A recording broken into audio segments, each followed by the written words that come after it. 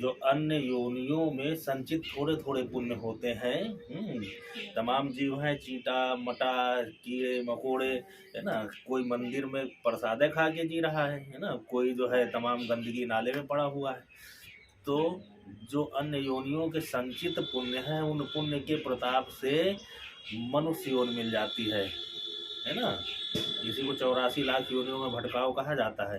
तो 84 लाख योनियों में अपने मानव जीवन में किए गए कार्यों के पापों को भोग करके ये आत्मा पुण्यात्मा हो करके मनुष्य योनि में आती है। तो भगवान ने तो आपके संचित पुण्यों का फल दे दिया है ना।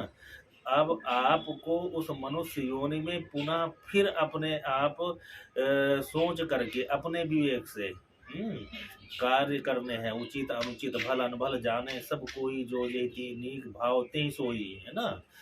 तो आपको ज्ञान होता है, मनुष्य योनि में ज्ञान होता है, सारी योनियों में ये ज्ञान नहीं होता। जिस बकरे की बलि दी जाती है तो उसको इतना अच्छा अच्छा खिलाया पिलाया जाता है ना, उसको सजा बजा करके, तो बकरा बड़े आराम से उसको खाता है ना, अच्छी अच्छी चीज़ों को।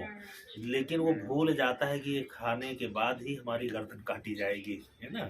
तो इसी तरीके मनुष्य अपने आप को ही बलि का बकरा बना देता है। वो तत्कालिक सुखों के लिए दूरगामी आने वाले दुखों को भूल करके वो अपना सर्वनाश कर लेता है। इसलिए जो विवेकवान लोग हैं चिंतन करके देख लेते हैं कि आज जिसका परिणाम आज भी अच्छा हो और कल भी अच्छा इसका परिणाम मिले, वो कार्य अच्छा होता है कि नहीं। अब किन्हीं किन्हीं कार्यों में तत्कालिक कष्ट होता है ना।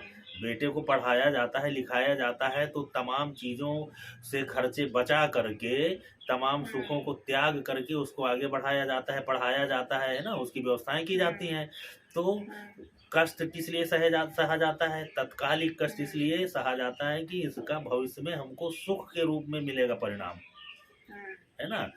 तो जिस तरीके तत्कालिक सुख से अगर भविष्य में आने वाला परिणाम सुखमय हो, तत्कालिक दुख सहन करने से अगर भविष्य में जो परिणाम आए वो सुखमय हो, तो हमको तत्कालिक सुख भी सह लेना चाहिए।